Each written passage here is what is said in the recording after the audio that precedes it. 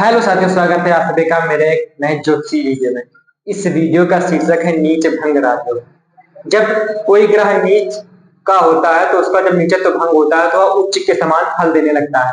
अभी जानेंगे कौन सा ग्रह कैसे नीच का होता है और कैसे उच्च का प्रभाव देता है। जब जब किसी जातक की जन्म कुंडली में जब कोई ग्रह नीच का होता है तो उसकी शुरुआती एज में वो उन ग्रहों से जिन भावों में वो नीच का होता है, जिन भावों का स्वामी होता है, जिन भावों का कारक, जिन चीजों का कारकत्व लिए होता है, उन चीजों को शुरुआत जीवन के प्रारंभ में पाने के लिए वो तरसता है। कहने का मतलब प्रारंभ में बहुत समस्याएं झेलता है इन चीजों को पाने के लिए।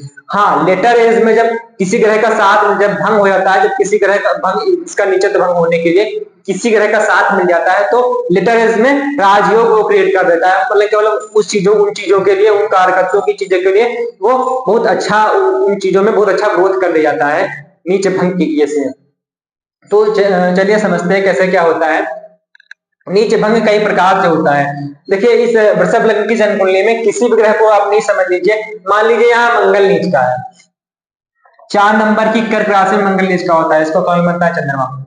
ठीक, अब एक पॉइंट ये है कि छठे, 8वें और 12वें भाव का स्वामी अगर नीच का होता है तो अच्छा है जन्म कुंडली में। 12वां क्या है? खर्चे, हॉस्पिटलाइजेशन खर्चे, मतलब इन चीजों इन चीजों में कमी कर देता है, खर्चों में कमी।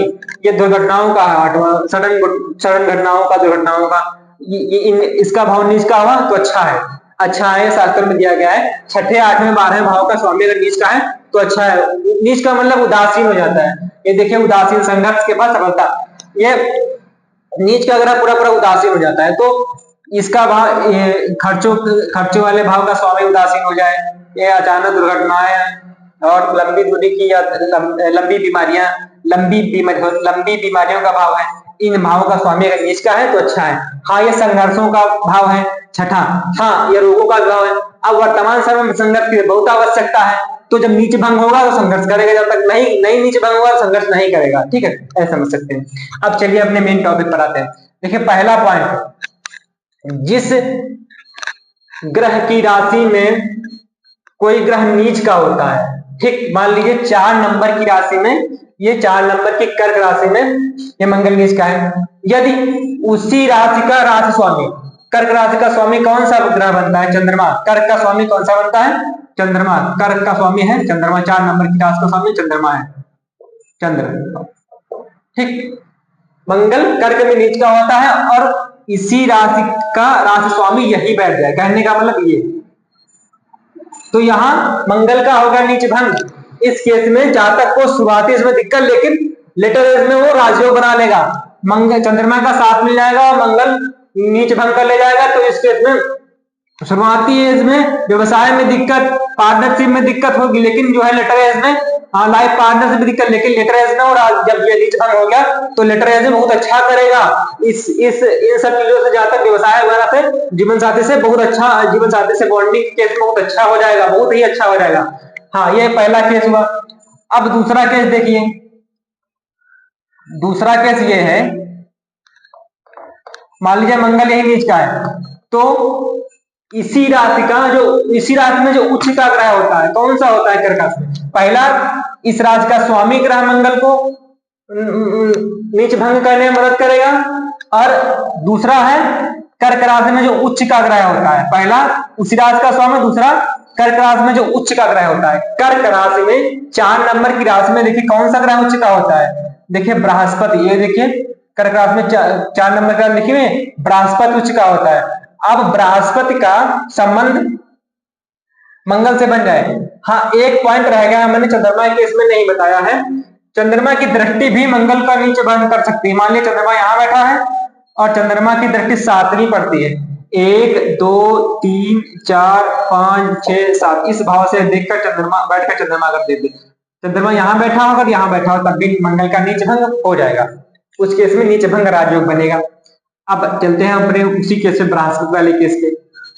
अब बृहस्पति जो है यहीं बैठ जाए नीच भंग करने के लिए, या फिर कहीं से दृष्टि डाल दे। बृहस्पति की दृष्टियां कितनी होती हैं? 5वीं, 7वीं और 9वीं दृष्टियां, मतलब प्रभाव अपने घर से, इसी घर पे जहां बैठा होगा, वहां से 5 घर आगे प्रभाव डालेगा, जहां बैठा होगा वहां से 7 घर आगे प्रभाव डालेगा, जहां बैठा होगा वहां 9 घर आगे प्रभाव डालेगा।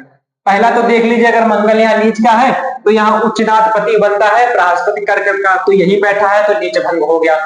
2 केस हो गए, ठीक।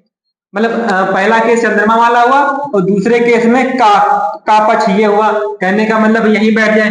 अब कहीं से दृष्टि डाले, दृष्टि कहां कहां से पड़ सकती है, देखिए बृहस्पति अगर बैठा होगा तो यहां से 9, 1 2 3 4 5 6 7 8 9, यहां बृहस्पति बैठा होगा तो दृष्टि डाल पाएंगे, तो यहां से पांचवी दृष्टि 1 2 3 4 5, पांचवी दृष्टि बृहस्पति यहाँ आएगी, ठीक। पांचवी दृष्टि बृहस्पति की आएगी। अगर सीधे बैठा हो इस भाव में, यहां जाएगी बृहस्पति की दृष्टि सीधे, क्योंकि 7वीं दृष्टि है ना। अब 5वीं दृष्टि देख, 9वीं दृष्टि देख लीजिए, 9वीं दृष्टि कहां से पड़ेगी, 9वीं दृष्टि यहां से पड़ेगी, 1 2 3 4 5 6 7 8 9, अगर यहां बैठा है, ठीक। मान लीजिए मंगल यहां बैठा है तो इस राशि का जो, इस राशि में जो उच्च का ग्रह बनता है बृहस्पति, और बृहस्पति की दृष्टि या यहां पर युति बन जाए तो नीच भंग हो गया, नीच भंग हो गया। 2 केस हमने बताया, दो में का पहला वाला बताया उसी राशि का स्वामी बैठ जाए, और दूसरा बताया उसी राशि का उच्चनाधिपति, कहने का मतलब बृहस्पति की या तो युति हो का और खा तो दृष्टि हो, ठीक। ये 2 केस हो गए। अब देखिए एक और बात बताएं, इसी से जुड़ी हुई बात, अगर छठे आठवें 12वें भाव के स्वामी ग्रह नीच के होते हैं तो जातक के लिए अच्छा है, जातक को संघर्ष जीवन में कम रहेगा, कहने का मतलब ये है। तो ये था मेरा नीच भंग राजयोग के नीच भंग राजयोग में संघर्ष के बाद सफलता। शुरुआती एज में संघर्ष, उसके बाद में राजयोग ऐसी स्थिति, ये समझ सकते हैं नीच भंग राजयोग के बारे में। इसके अलावा और कई सारे पॉइंट है, लेकिन मैं इस वीडियो में इन्हीं चीजों को कवर करूंगा। शास्त्रों में तो बहुत पॉइंट दिए गए हैं। देखने को धन्यवाद। वीडियो कैसा लगा कमेंट करें। धन्यवाद।